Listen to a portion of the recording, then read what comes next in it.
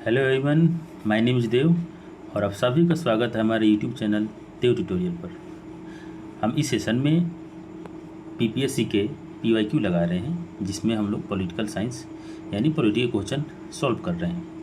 देखिए, ये तीसरा लेक्चर है और हमने पहले 69th का पीवाईक्यू लगाया था पॉलिटी का लगा रहे हैं हम, और 69th का लगाया, फिर 68th का।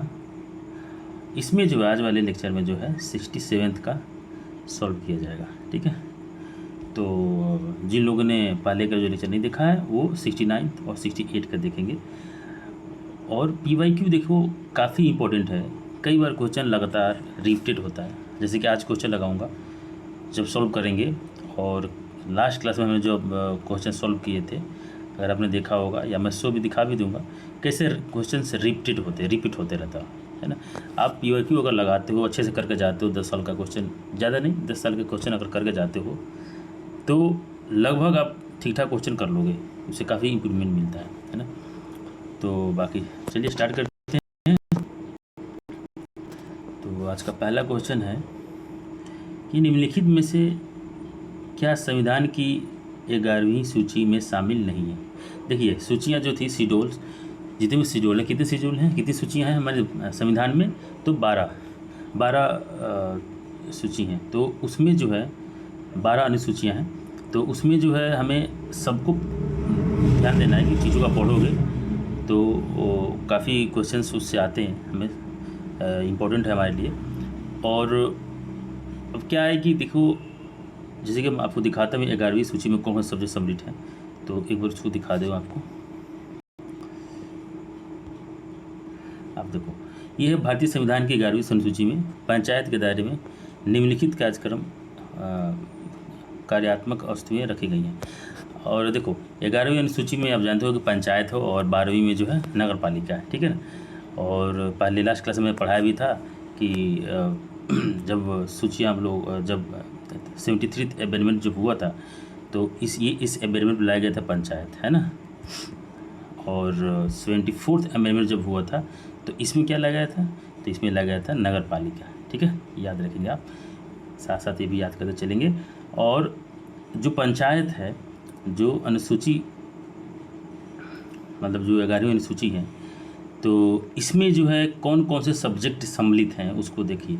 लेकिन आपको ना ये पूरी तरह से याद नहीं करनी है, जैसे कि ये ना बैठ के आप रटना शुरू कर दो। आप 2-4 बार क्वेश्चन सॉल्व करोगे या हमारा ही जब जैसे कि पीवाईक्यू लगाओगे तो बार बार ये क्वेश्चन रिपीट होंगे, अनुसूची से क्वेश्चन रहेगा, तो अब बार बार जब उसको देखोगे, प्रैक्टिस करोगे, अपने आप ही आपको अंदाज़ा हो जाएगा कहाँ से कौन से सब्जेक्ट इसमें सम्मिलित है, कौन से नहीं है। क्योंकि आपको तो गिवन रहता है ना, ऑप्शन एग्ज़ाम में पेपर में तो गिवन ही रहता है, तो आपको याद आ जाएगा। वैसे इसको रटने की आवश्यकता नहीं है। और जब आप मेंस दोगे तो इसमें ये सब चीज़ें नहीं आती है कि आप लिखो इसको, 2-4 चीज़ें आती हैं लिखने के लिए। तो मतलब अगर आएगा भी इससे संबंध, तो आप 2-4 बातें इसमें लिखोगे, सारी बातें सारे सब्जेक्ट लिखने की आवश्यकता नहीं है। तो आप बस थोड़ा बहुत अंदाज़ा रखो कि क्या चीज़ें नहीं है, क्या है इसमें। ठीक है, तो देखो, कृषि विस्तार सहित कृषि, अब इसको ढंग से पढ़ना, क्या चीज़ें हैं और क्या चीज़ें नहीं है। तो हम लोग क्वेश्चन करते हैं। तो इसमें है जैसे कि दिया हुआ है कि निम्नलिखित में से क्या संविधान की 11वीं अनुसूची में शामिल नहीं है ना। तो इसमें आप देखोगे, जो लिस्ट में दिखाया उसमें पढ़ोगे, तो उसमें ग्रामीण खेल जो है, जो ग्रामीण खेल है, तो ग्रामीण खेल सम्मिलित नहीं है, तो इसका आंसर हो जाएगा सी। ठीक है, तो इसका आंसर हो जाएगा सी। नेक्स्ट क्वेश्चन है, संविधान के अनुच्छेद 113 के अनुसार वार्षिक बजट में कितनी अनुदान की मांगें संसद में पेश की जाती हैं। देखिए, कितना आसान क्वेश्चन है। एक बार भी अगर आपने बजट पढ़ा होगा और अनुदान क्या होता है इसको देखा होगा तो आपने समझ गया होगा। देखिए, जितने भी मंत्रालय होते हैं उन मंत्रालयों से लगभग मिनिमम एक अनुदान की मांग तो होती है ना। लेकिन जो बड़े बड़े मंत्रालय जैसे कि रेलवे हो गया, तो इस तरह के जो बड़ी बड़ी मंत्रालय हैं, इनसे एक से अधिक भी अनुदान की मांग की जाती है। तो ये मतलब फिक्स नहीं है कि कितने अनुदान की मांग होती है ना। तो पहले ही इसका आंसर जो है उपयुक्त में से कोई नहीं, आंसर ई हो जाएगा। ठीक, नेक्स्ट क्वेश्चन देखिए,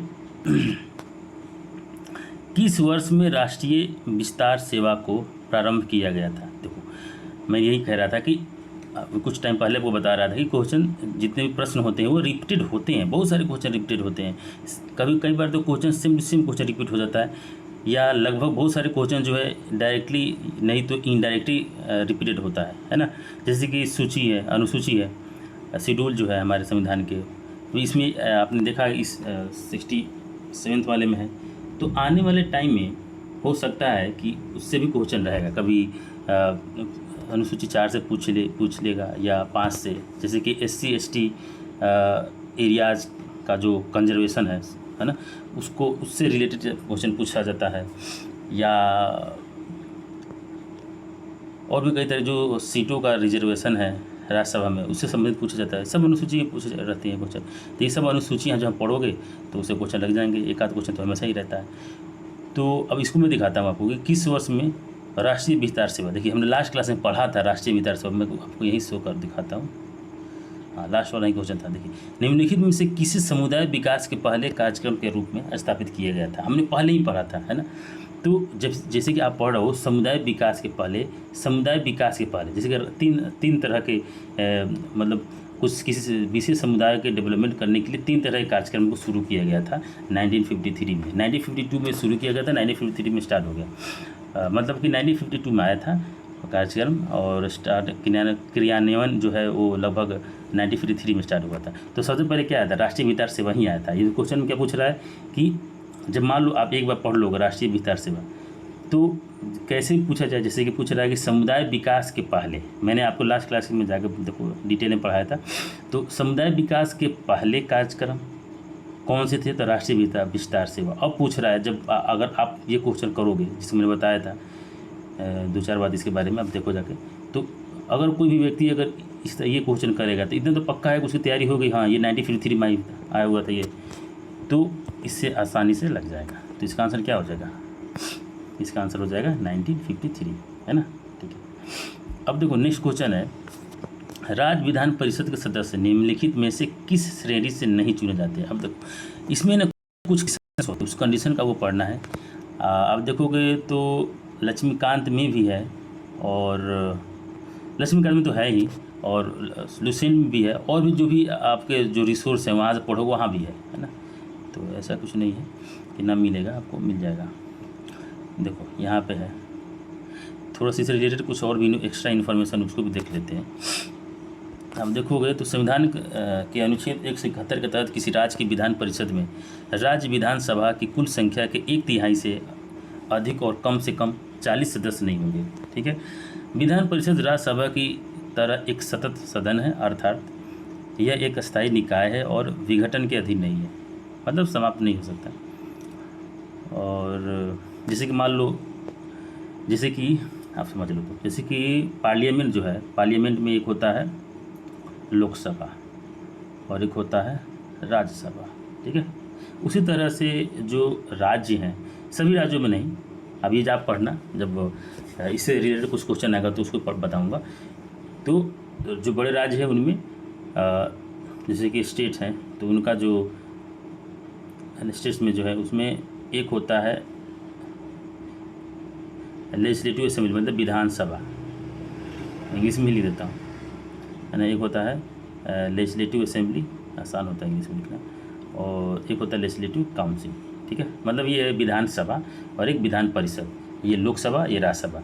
अब देखो राज्यसभा जो है ये, इसका विघटन नहीं होता है, मतलब कहाँ विघटन होता है, हर एक, आप देखो कि हर 2 सालों पे जो है 1/3 सदस्य जो हैं वो रिटायर होते हैं और नियुक्ति होती है उनकी, मतलब इलेक्शन से ही आते हैं, तो आते हैं। ठीक है, उस तरह से लोकसभा है, इसमें 5 सालों पे इलेक्शन होता है नॉर्मली।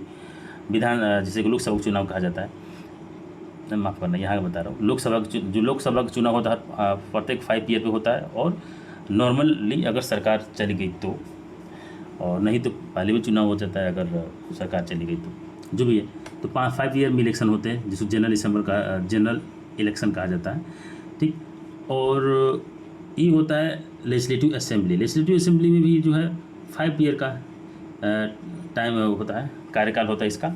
और जो लेजिस्लेटिव काउंसिल है ये विघटन नहीं होता, जैसे कि राज्यसभा जो है विघटित नहीं होता, वैसे ही लोकसभा भी विघटित नहीं होता, ये मतलब चलते ही रहता है ये सब है, ठीक है, ये आप याद रखना।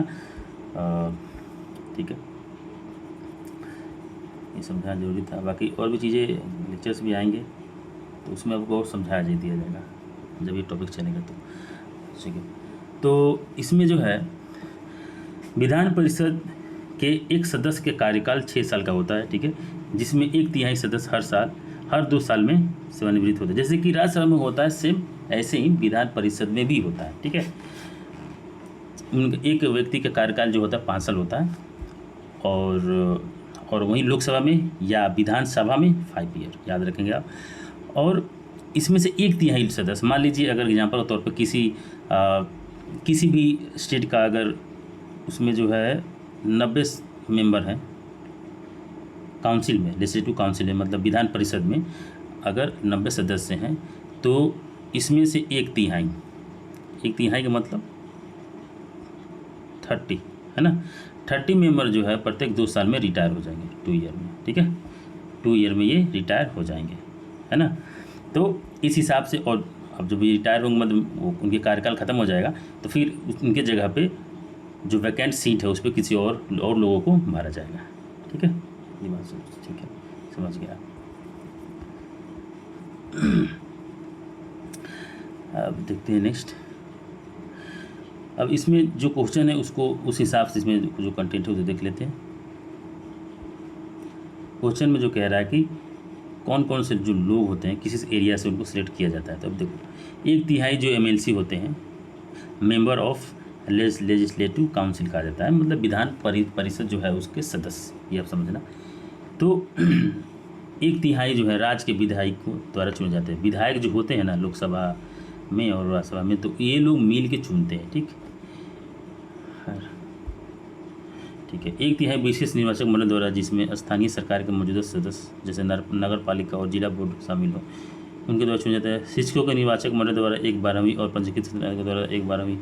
जो शिक्षकों का निर्वाचक मंडल होता है उनके द्वारा, और उनके क्वालिफिकेशंस होते हैं, वही जो है इलेक्शन पार्टिसिपेट करेगा। उसके बाद देखो पोर्टफोलियो प्रणाली से मंत्रालय विभाग विभाजन का सूत्रपात हुआ है अनुच्छेद 77 के अधीन। अब देखो नेक्स्ट क्वेश्चन का, ठीक। 6 सदस्यों को राज्यपाल द्वारा साहित्य, विज्ञान, कला, सहकारी आंदोलन और समाज सेवा जैसे विभिन्न क्षेत्रों में विशिष्ट सेवाओं के लिए नियुक्त किया जाता है। अब याद रखना, जैसे कि मैंने लास्ट लेक्चर में पढ़ाया भी था जब क्वेश्चन था इससे, जैसे कि राज्यसभा जो है, राज्यसभा में जो लोगों को नियुक्त किया जाता है तो उसमें राष्ट्रपति जो है मनोनीत करता है, मनोनीत करता है। तो इसमें भी 12 सदस्यों को मनोनीत किया जाता है राष्ट्रपति के द्वारा राज्यसभा में। और वो लोग का भी जो एरिया होता है, तो जैसे कि विज्ञान, कला, सहकारी आंदोलन, ये सब चीज़ों से होता है। वैसे ही राज्यसभा, वैसे ही विधान परिषद जो है वहाँ पे गवर्नर के द्वारा, राज्यपाल के द्वारा इन लोगों को, बाकी के जो सदस्य बचते हैं उनकी नियुक्ति की जाती है, ठीक है। तो दिया हुआ है कि राज्य विधान परिषद के सदस्य नियुक्ति में से किस श्रेणी से नहीं चुने जाते हैं। देखिए स्थानीय निकायों, पंचायत, आपने जो कंटेंट पढ़ा उसमें दिया होगा, स्थानीय निकायों, पंचायतों के सदस्य इनके द्वारा चुने जाते हैं। शिक्षकों का एक जो ग्रुप होता है उनके द्वारा, जो लोग स्नातक किए हुए उनके द्वारा, है ना। उद्योगपति के बारे में ऐसा कुछ बात नहीं दी हुई है, तो आंसर क्या हो जाएगा, आंसर हो जाएगा उद्योगपति, ठीक है। नेक्स्ट क्वेश्चन है भारतीय प्रशासन में विभाजन प्रणाली किससे संबंधित है। अब देखो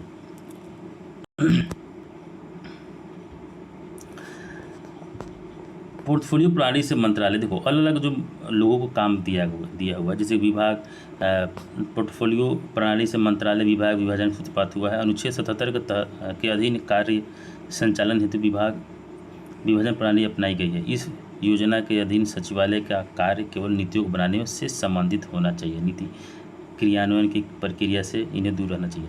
अब देखो हमारे यहाँ क्या है कि कार्यपालिका है, न्यायपालिका है और विधायिका है ना। हम लोग पढ़ते हैं ना, विधायिका होता है और फिर कार्यपालिका होता है और फिर न्यायपालिका होता है।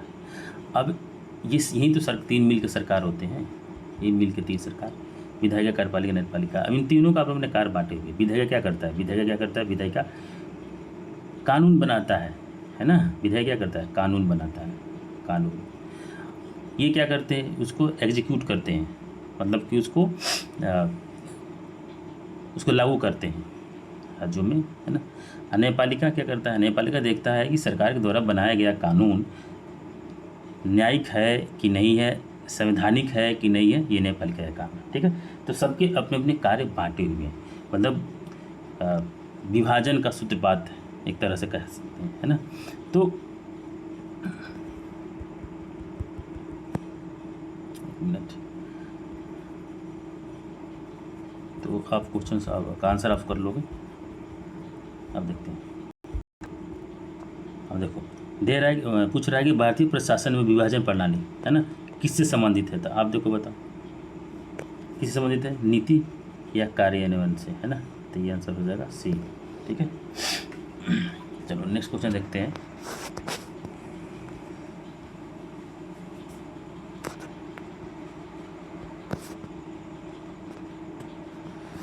निम्नलिखित में से कौन सी संसदीय समिति कार्यपालिका को नियम विनियम बनाने के लिए प्रत्यायोजित शक्ति से संबंधित है ना। अब देखो इसके लिए जो है क्वेश्चन कुछ डेटा यहाँ पे है।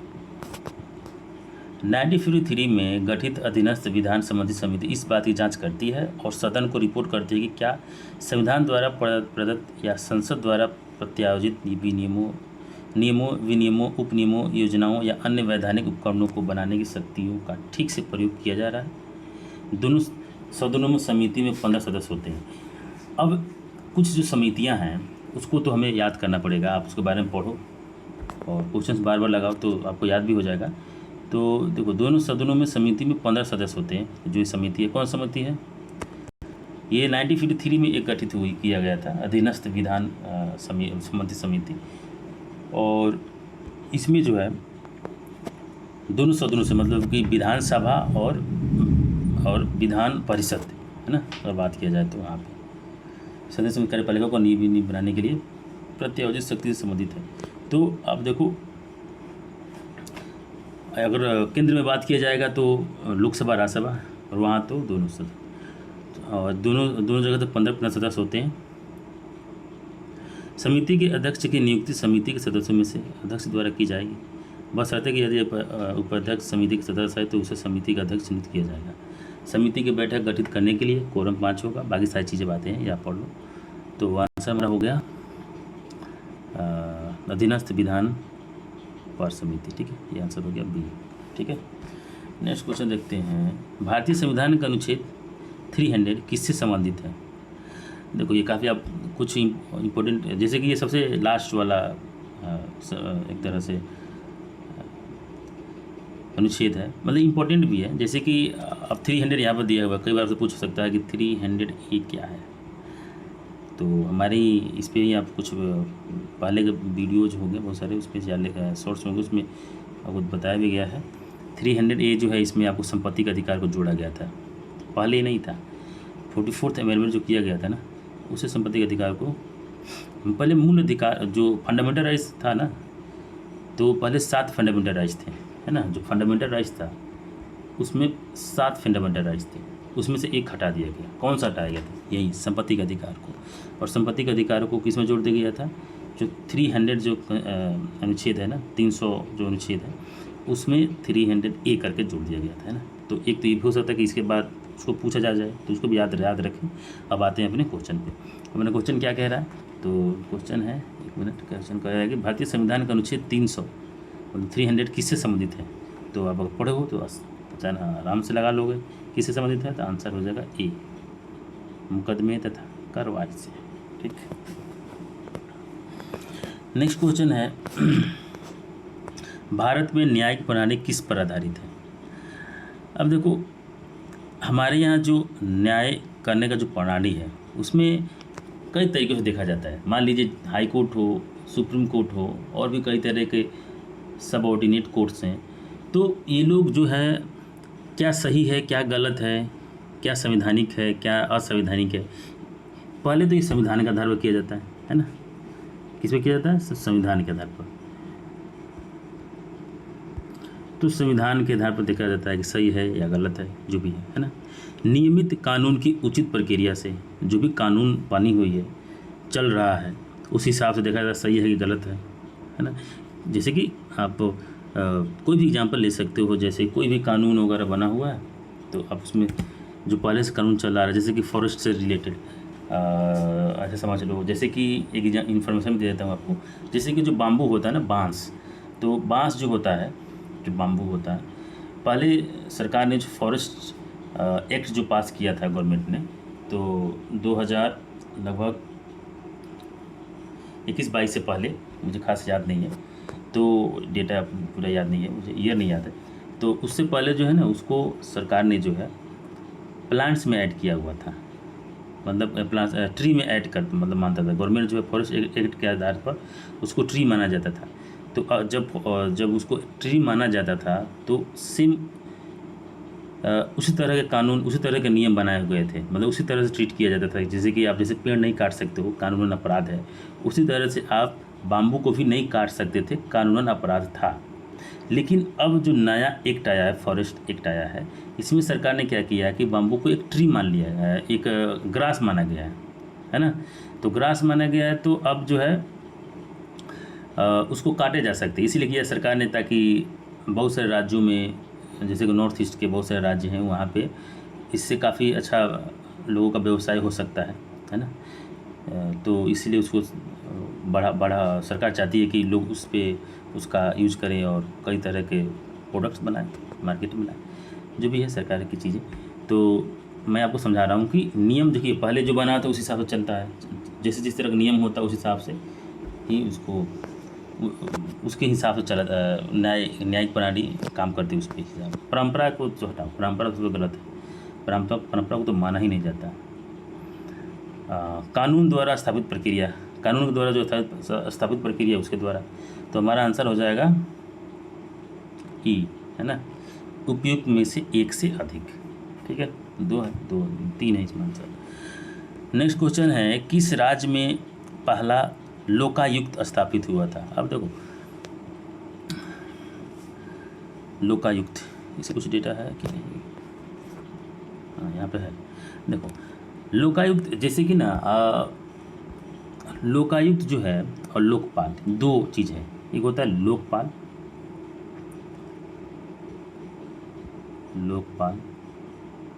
और एक होता है लोकायुक्त।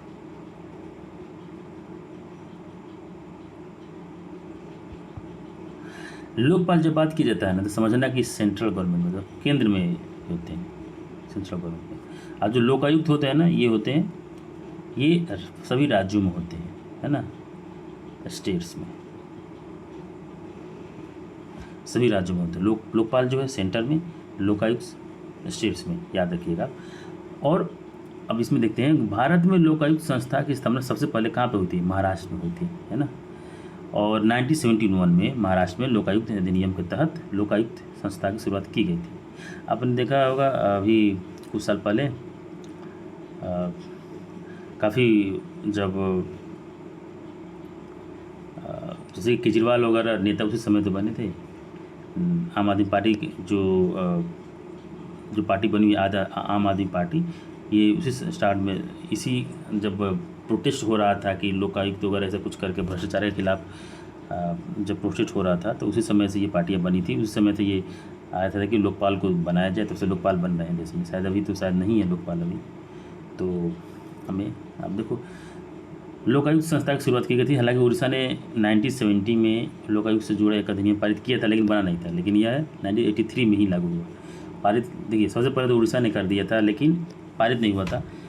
लेकिन 1971 में महाराष्ट्र ने कानून बनाया भी, बिल लाया भी और पास भी हो गया, और वहाँ लोकायुक्त बनाया भी गया था। और इससे जुड़ी कुछ बातें हैं, जैसे कि लोकायुक्त क्या था, क्या या लोकपाल भी, लोकपाल या लोकायुक्त दोनों के ही काम है। ये लोग क्या करते हैं? भ्रष्टाचार, सीधे याद रखना कि भ्रष्टाचार के खिलाफ जो है काम करते हैं। लोकायुक्त के तहत सरकारी अधिकारियों के खिलाफ भ्रष्टाचार के आरोपों की जांच की जाती है। लोकायुक्त की नियुक्ति राज्यपाल करते हैं। कौन करता है? देखो दो चीज़ याद रखना, क्या काम करती है? तो भ्रष्टाचार याद रखना, भ्रष्टाचार के विरोध में काम करती है, उनकी जांच करती है जो अधिकारी होते हैं उनका, ठीक है। और एक होता है लोकायुक्त की नियुक्ति राज्यपाल करते हैं। लोकायुक्त संस्था सिर्फ सिफारिश कर सकती है, कार्रवाई नहीं कर सकती। ये सिर्फ सिफारिश करती है सरकार से कि भाई ये गड़बड़ है, अब इस पर कार्रवाई कराओ जिससे भी कराना है। लोकपाल और लोकायुक्त शब्द डॉक्टर LM सिंघवी ने गढ़े थे। दुनिया में सबसे पहले लोकपाल कहाँ पे आया था? स्वीडन में। सबसे पहले स्वीडन में आया था लोकपाल, ठीक है, याद रखेंगे। तो ये बहुत काम की बात हो। तो हमारा आंसर हो जाएगा महाराष्ट्र, ठीक है। किस राज्य में पहला लोकायुक्त स्थापित हुआ था? तो महाराष्ट्र में। और किस देश में पहला लोकायुक्त आया था? तो भाई याद रखेंगे, किस कहाँ पे आया था? तो स्वीडन में। मतलब लोकायुक्त नहीं, लोकपाल का। लोकपाल लोकायुक्त एक ही व्यक्ति है, एक तरह का काम है इनका। तो हमारे यहाँ बस हम लोकायुक्त करते हैं जो राज्यों में है, बाकी तो लोकपाल ही है। तो ओम्बुड्समैन कहा जाता है इंग्लिश में। सबसे पहले जब ये शब्द आया था तो ओम्बुड्समैन कहा जाता है। तो ये हो गया स्वीडन। सबसे पहले किस देश में आया था लोकपाल? तो स्वीडन। और लास्ट क्वेश्चन है, AS आनंद 1990 के दशक के अंत में किस पद पर कार्यरत थे? अब देखो, ये एक तरह से ये भारत के मुख्य न्यायाधीश थे। अब आपको जो है मुख्य न्यायाधीशों के सबके नाम नहीं याद रखने हैं कि कब कौन था, अभी कौन सा मुख्य न्यायाधीश है, मैं कमेंट करके बताइएगा, ठीक है। तो एक बार मैं आपको लिस्ट दिखा देता हूँ मुख्य न्यायाधीश की। देखो, आप गूगल पे डालोगे तो बहुत सारे सबके नाम आ जाएंगे। तो वर्तमान मुख्य न्यायाधीश कौन है, आप मुझे कमेंट करके बताएं। देखिए, ये यहाँ पे जो है, ये तो वर्तमान है लोकायुक्त, माफ़ करिएगा, मुख्य न्यायाधीश। और बाकी जो ये लिस्ट है, देखो, अरविंद केज, अभिनंदन चंद्रचूड़, कपिल सिब्बल है, ये तो वकील है, ये तो वकील है। लिस्ट कहाँ चला गया? यहाँ पे देखो, ये लिस्ट आ गया। अब देखो यहाँ पे डेटा है HJ कनिया, ये नाम याद रखेंगे, रखिए, ताकि आपको जो है यहाँ पे जो है ये नाम याद रखें जो पहले मुख्य न्यायाधीश थे। आज ठीक है।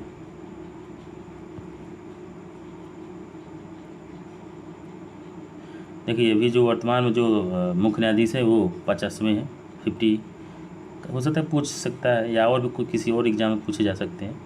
इससे पहले उदय यू ललित थे, फिर NV रमन, शरद अरविंद बोबड़े, ये करके नाम वगैरह, ठीक है। आप बाकी लिस्ट देख लीजिएगा और लिस्ट याद कर लीजिएगा। और ये भारत के मुख्य न्यायाधीश, इस तरह क्वेश्चन बहुत कम पूछे जाते हैं, फैक्ट्स कि सीधे ये कौन थे, तो या न्यूज में रहता है, करंट में रहता है तो पूछा जाता है वहाँ से, ठीक है। तो आज के लिए इतना ही, बाकी आप प्रैक्टिस करें, बार बार वीडियो को देखें और ठीक से पढ़ाई करें। Thank you.